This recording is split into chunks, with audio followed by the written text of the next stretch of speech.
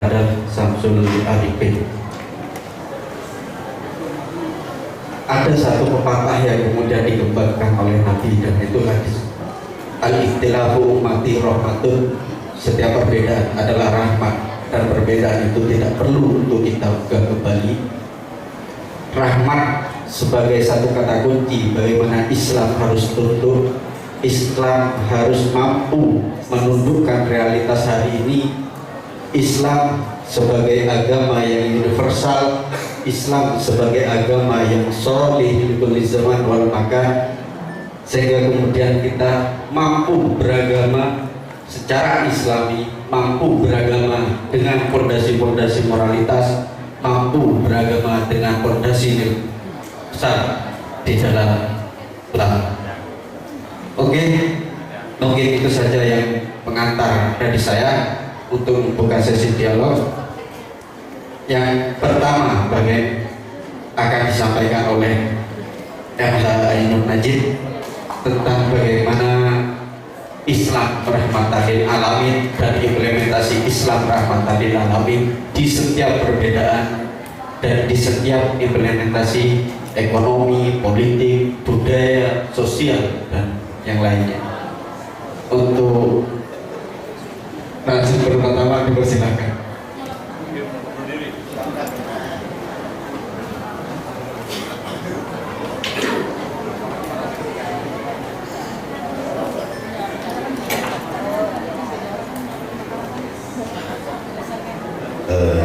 Bismillahirrahmanirrahim. Assalamualaikum warahmatullahi wabarakatuh.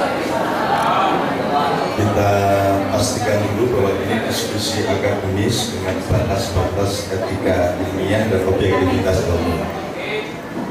Jadi kita semua menghindar dari ghibah, menghindar dari hasad, menghindar dari provokasi, dan kita berpedoman pada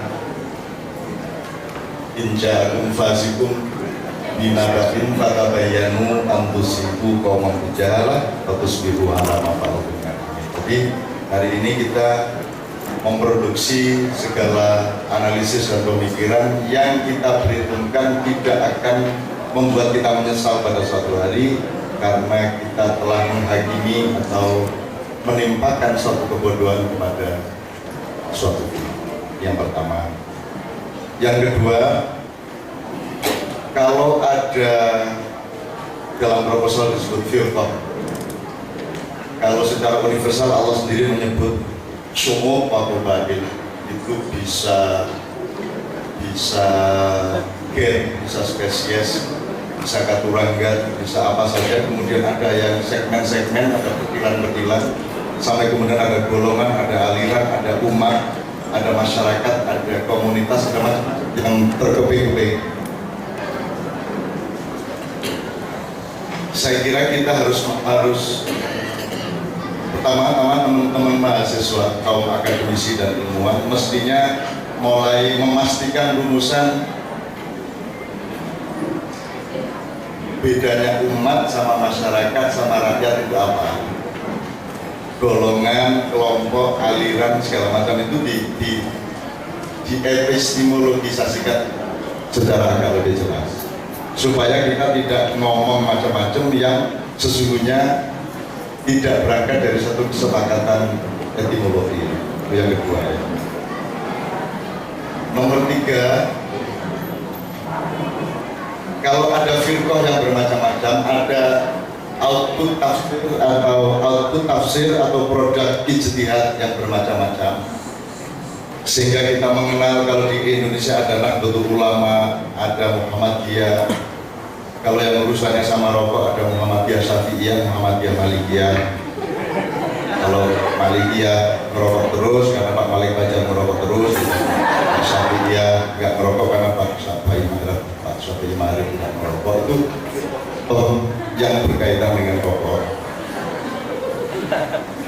dan segala macam. Ono LBII, ada NT, ada NII, ada aliran kalau tahiyat itu tangannya ada yang diem, ada yang bergetar, ada aliran kalau ba'da tumakninah itu ada yang tangannya balik, ada yang tangannya terus sedekap lagi, dan itu sebenarnya hanya output dari faham yang berbeda terhadap hadis yang sama, dan seterusnya macam-macam ya. Ono meneh wis ono, ada yang nek mangan harus pakai 3 jari karena Rasulullah tidak pernah makan tidak dengan 3 jari.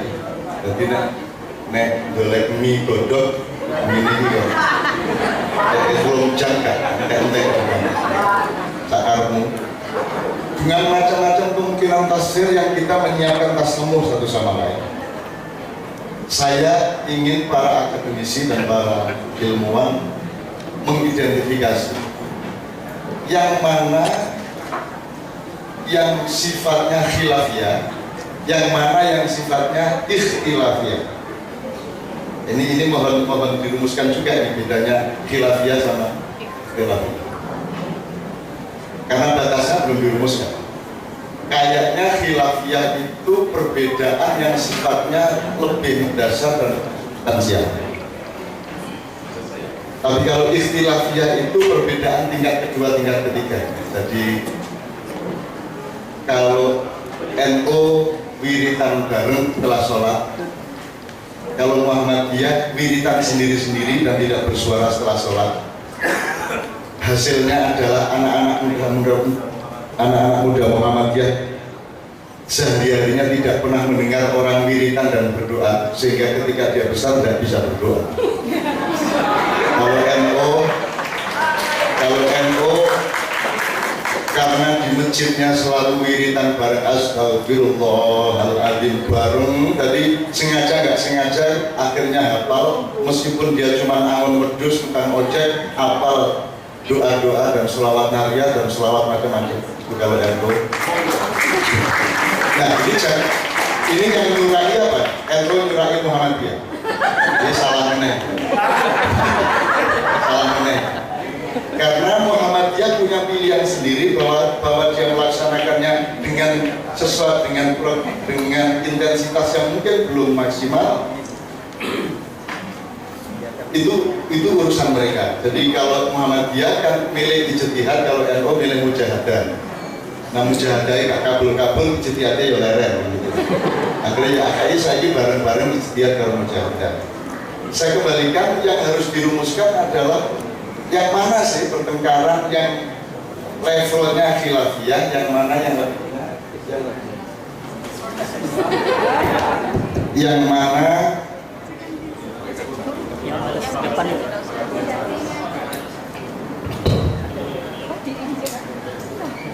ya mohon maaf.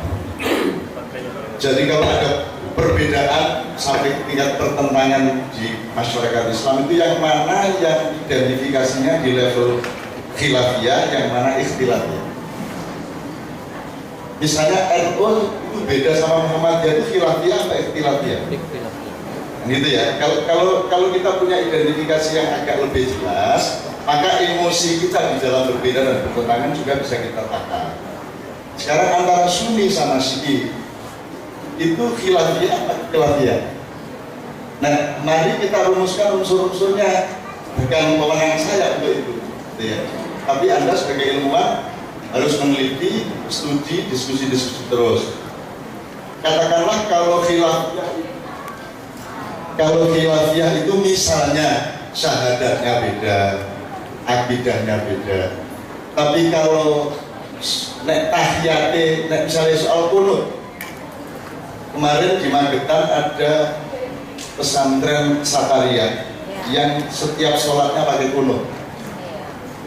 Nah, pakai kunut dan tidak pakai kunut ini khilafiyah atau ikhtilafiyah? Terus nanti kita punya pedoman, kalau khilafiyah mungkin wajar kalau kita agak bentuk-bentukan dikit. Itu pun pola bentukannya kita sepakati dibatasi sampai takaran seberapa. Misalnya khilafiyah kalau ikhtilafiyah mungkin ya kayak gitu. Nek celonomu iku ndukure mata kaki, ya itu sebagaimana Rasulullah dulu kalau bikin pakaian supaya tidak lendres kena kayak lempung di dukurno di atas mata kaki. Tuh. Nah itu termasuk wilayah khilafiyah atau ikhtilafiyah, itu harus kita rumuskan. Saya di sini tidak berfatwa dan tidak menentukan apa-apa, tapi kalau bisa itu semua dikatakan.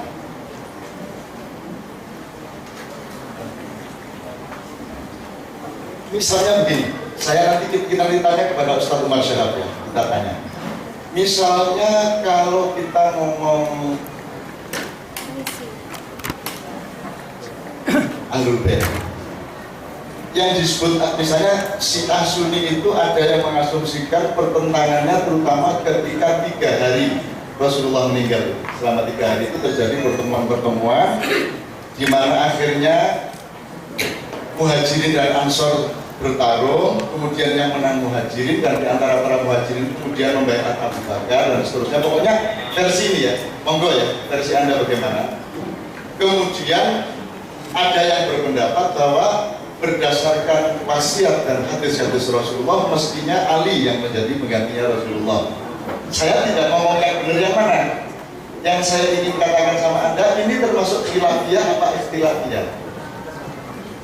Sayyidina Ali sendiri menanggapi pembayaran Abu Bakar kemudian Umar dan Utsman itu bagaimana kan gitu. Itu kita itu Anda harus punya apa namanya? Penyikapan yang jelas. Misalnya gini. Seberapa jauh sebuah masalah itu tetap berlaku atau dia mulai tidak berlaku? Masuk urusan zaman Kanjeng Nabi kalau tanggal. Nah ini termasuk khilafiyah karena agak lumayan efeknya.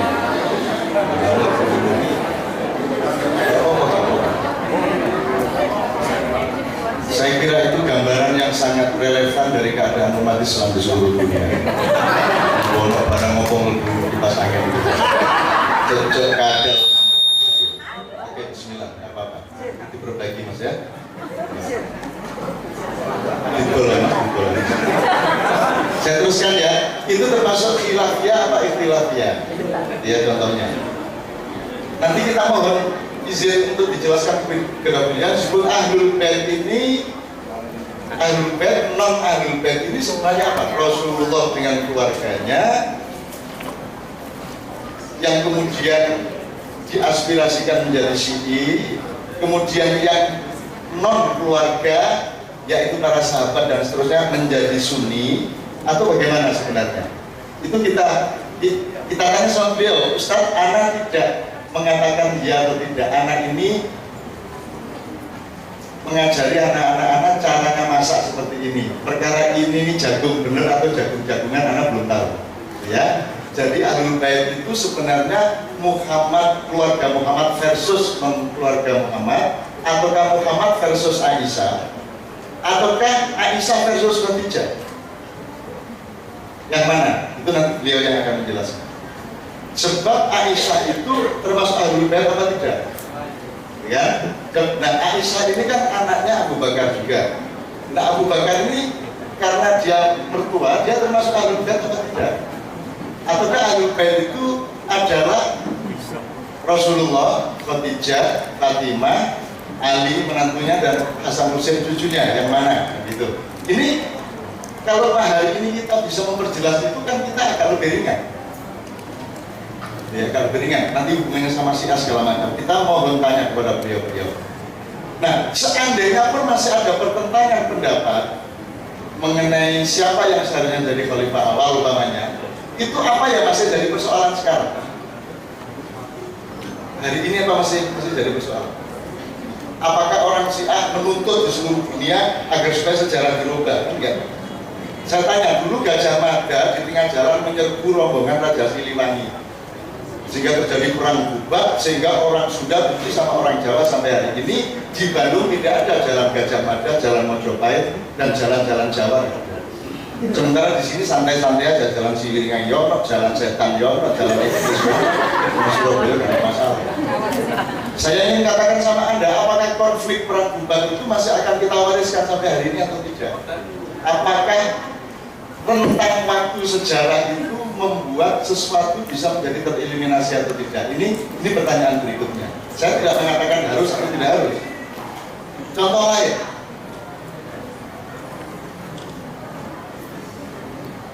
Muawiyah itu putranya Abu Sufyan. Yang menganjurkan Abu Sufyan agar segera kawin itu Rasulullah SAW. Kemudian Abu Sufyan kawin, punya anak Muawiyah, dan Rasulullah punya feeling ini nanti yang bunuh cucu saya. Sekarang kita berpihak kepada yang mana? Muawiyah ini yang membuat kalimat-kalimat mengutuk Sayyidina Ali di dalam khutbah Jumat.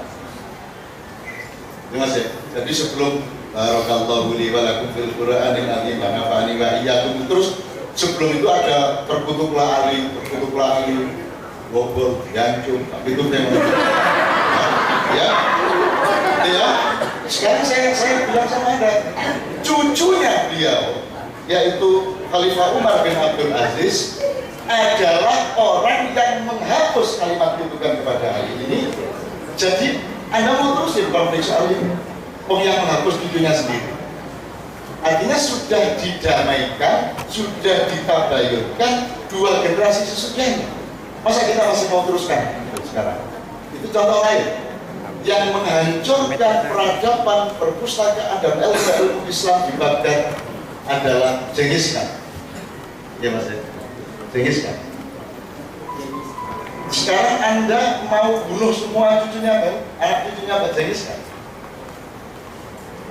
Ternyata cucunya Genghis Khan pada kekuasaan berikutnya adalah orang yang menjadi Muslim dan membangun kembali peradaban Islam di Baghdad. Jadi Anda mau anti Genghis Khan atau pro Genghis Khan? Makanya, kita hidup dalam sejarah ini, Bro. Anda ini pro sing jelas, Anda ini gak usah. Sekarang Anda ini pro Soeharto apa anti Soeharto? Aku tak mahasiswa. Gak cocok juga. Kalau kamu anti Soeharto, kenapa Prabowo kamu jadikan presiden sebentar lagi? Kamu kan gak jelas. Kamu itu anti Soekarno apa pro Soekarno? Gak jelas. SBY itu kamu pikir bukan anak banyak Soeharto. Kenapa kamu jadikan dia presiden informasi? Jadi orang ditolak jalur akademisnya macam-macam. Jadi urusan negara kita belum beres berpikirnya, maksud kita tambahi pertengkaran untuk urusan-urusan yang sebenarnya kita bisa rukun satu sama lain. Betul nggak?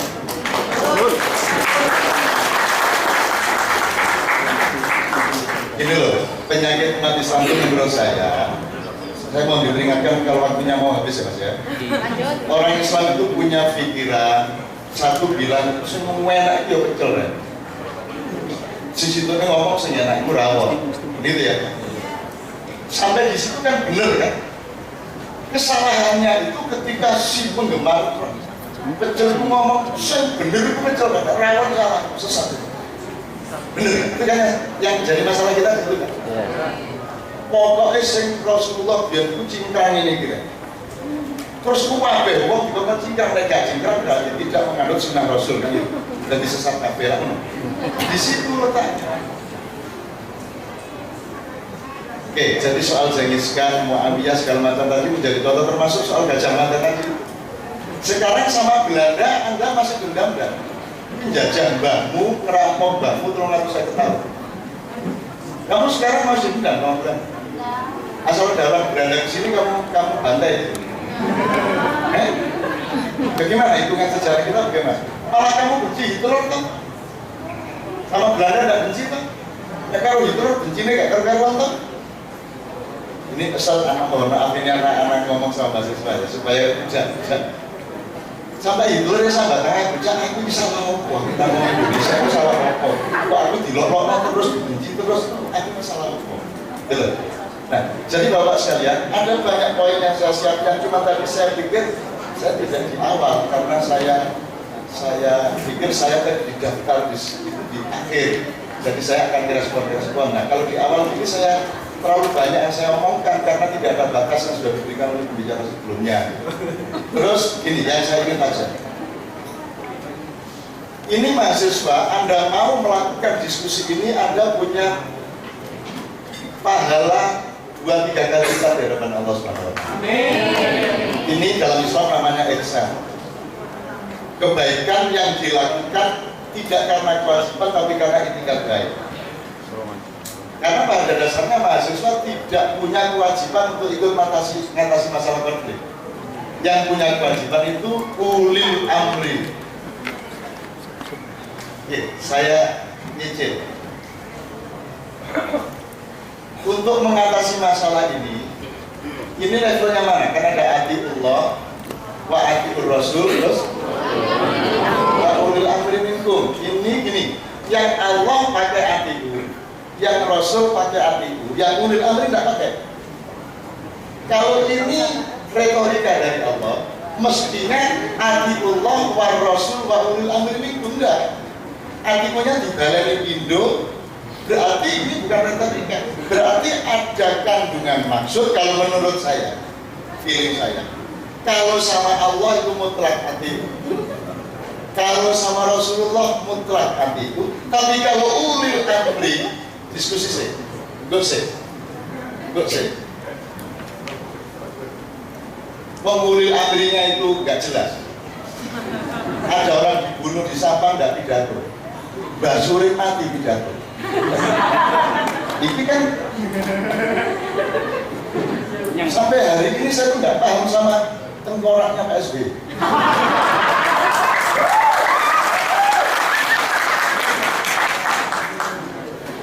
Allah yarham Basurit ya, karena Basurit ikut saya 2,5 tahun dan saya sangat mencintai dia.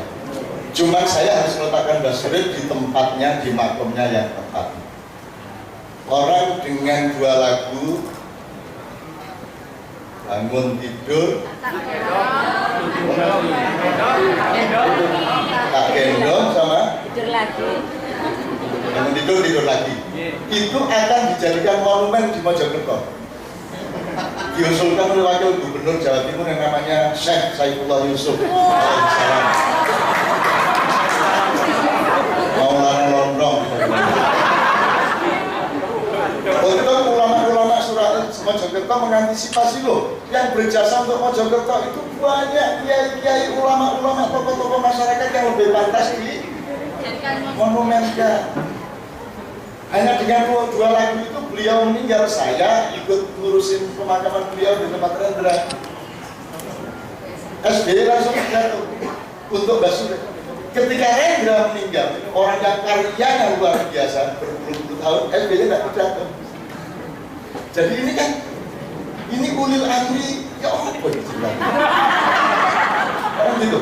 Jadi ini contoh soal aja lah. Anda, anak-anak UIN, umurmu sekarang 20-an sampai 30-an. Ya, betul ya? 18.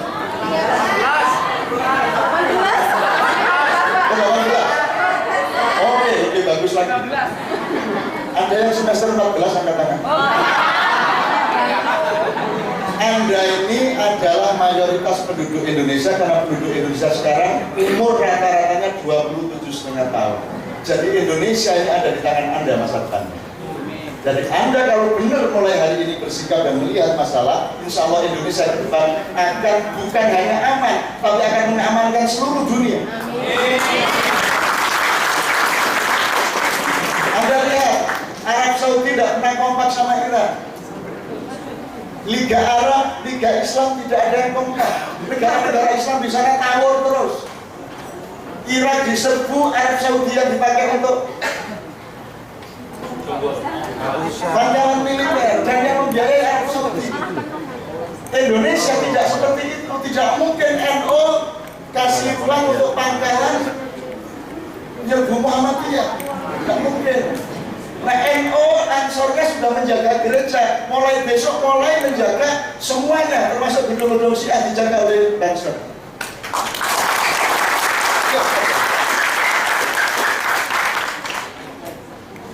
Tidak apa-apa ya apa mana di Joko Kafe, saya itu kadalin Pak Joko. Semuanya kode-kode susah nih, gitu ya kan sekalian jadi. Nah sekarang 2 hal lagi, terakhir 2 hal lagi. Yang lainnya kalau saya tidak ingat nanti yang untuk kalau pas diskusi. ulil amri sudah ya. Ini seharusnya yang menyelarkan bukan Anda. Seharusnya itu ada kasus sampah dan orang punya asumsi atau dhoniyahnya adalah Syiah tidak diterima, maka sebenarnya yang diperlukan dua level. Yang pertama, level firqah-firqah yang disebut oleh proposal itu. Satu, Majelis Tarjih Muhammadiyah memberi edaran fatwa tentang Syiah boleh apa tidak, benar apa tidak. Nomor dua, Bahsul Masail NU. Syukur ada fatwa bersama dari firqah-firqah Islam yang bermacam-macam mengenai Syiah. Terserah fatwanya mau diusir, mau dipukuli, mau dibunuh, monggo. Kalau berani berkata silakan berfatwa. Saya tuh bakal menunggu Amerika itu secara resmi melarang agama Islam di Amerika. Kalau perlu PBB memberi pengumuman bahwa Islam itu merusak dunia, harus berangus dari seluruh dunia, aku ingin loh. Nah, iso makan Islam, ayo kata no. Mereka pekor dari tanggung ngomong. Ayo ngomong, saya tanya, yang jelas, yang tegas. Bagaimana Majelis Tarjih Muhammadiyah, bagaimana Bahsul Masail, bagaimana fatwa MUI harus segera. Kemudian Dagri dan Kemendagri sama Kemenang. Tuh, harus jelas. Syukur Pak SBY sendiri turun tangan ke Sampang untuk mengadakan pidato sebagaimana Mbak Surip tadi. Rakyatnya juga mulai harus belajar, karena ketika saya layat Mbak Surip itu ribuan Ustaz datang ke kampungnya Mami Prakoso. Karena Mbak Surip sedang di situ, ribuan orang, saya susah masuk sama saya baru sama Doa itu saya masuk. Terus saya kagum, ya Allah, Mbak Surip ini dicintai banyak orang. Begitu saya masuk, akhirnya berhasil ke sampingnya rumah Mbak Surip, baru saya ketahui, oh mereka bukan layan Mbak Surip, mereka bukan takziah Mbak Surip. Ternyata ada Manohara yang terkenal. Jadi beribu-ribu orang datang itu antri salaman mencium tangannya Manohara. Nah sekarang yang sedang menjadi waliullah itu Ariel. Wow. Ariel. Nah, Ariel sekarang jadi waliullah, dicium tangannya di mana-mana. Jadi kalau Anda ingin menjadi ustadz yang tinggi derajatnya, bikin video porno dulu, baru bagus. Kurang ajar dulu, baru jadi ustadz. Kalau ustadz dulu saja nggak akan terkenal di televisi. Itu ya, oke. Itu soal ulil amri. Seharusnya yang menyelenggarakan bukan teman-teman. Jadi kalau teman-teman UIN menyelenggarakan ini, Allah meninggikan derajat Anda semua. Allah memudahkan kuliahmu segera tamat. Orang tuamu dapat rezeki yang lancar. Ya tahu pekerjaan sudah menunggumu. Masa depan terbuka untukmu, jodoh sudah ada di sisimu. Itu ya. Jadi ini bukan tugas Anda, ini sebenarnya tugasnya pemerintah dan organisasi-organisasi Islam. Oke, terakhir sekali. Ini.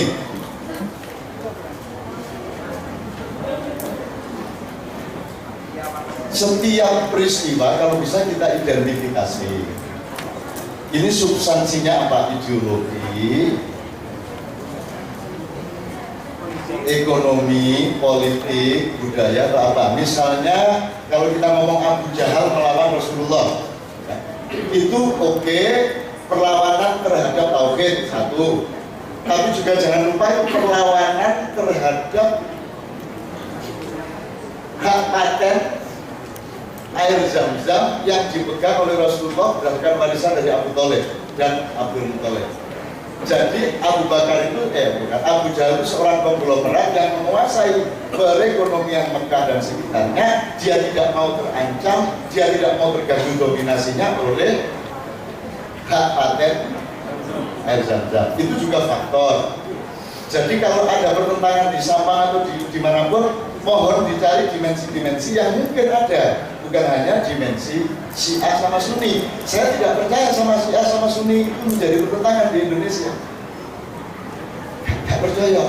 Saya dulu, ayah saya itu punya koperasi yang disuruh jadi ketua koperasinya itu tokoh PKI.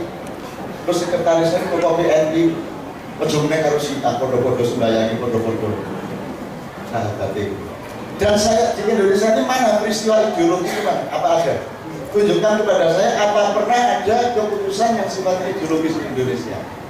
Apakah kalau Anda memilih Jokowi itu berarti Anda secara ideologis memilih Jokowi karena ideologi Anda? Di Jakarta misalnya. Jadi kalau saya lihat kok nggak ada sih ideologi. Jadi itu bukan keputusan ideologis, itu ada kasus lokal lah. Beliau ini yang sudah ngerti fakta-faktanya, saya mau untuk mengungkapkan. Emang ada bedanya, Mak? Nasdem yang baru dengan Golkar, dengan PDIP, dengan Partai Demokrat, ada bedanya secara ideologis? Ada. Terakhir ini, Mbak, Mas. Ada bedanya enggak? Ideologi Golkar, ideologi Partai Demokrat, Nasdem dan PDIP, ada bedanya enggak secara ideologis? Loh, kalau tidak ada, kenapa mereka 4? Kenapa tidak satu-satu? Berarti memang tidak ada gerakan sosial atau partai politik yang landasannya adalah ideologi. Kan gitu. Demikian juga NU dan Muhammadiyah itu bukan ideologi, itu pilihan tafsir. Kalau NU murah hati, kalau Muhammadiyah pelit. Nah, NU itu tidak harus kunut, belum kayak kunut. Kalau NU itu kalau azan panjang-panjang karena dia murah hati kepada Allah. Kalau NU, kalau Muhammadiyah pendek-pendek azannya.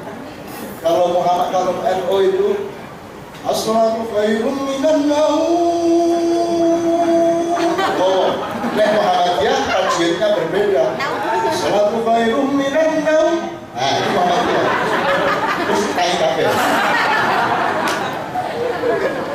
Gitu ya. Kalau Muhammadiyah tidak cenderung NU menjamak sholat, tidak cenderung menjamak sholat. Kalau Muhammadiyah terbanyak menjamak sholat karena dia efisien, efektif. Nah, NU itu boros, istighosah terus, sudah nggak tahu kabur istighosah. Jadi yoneng ya. Jadi saya mohon izin, saya bukan ibu yang pertama, tapi saya mohon dengan sangat.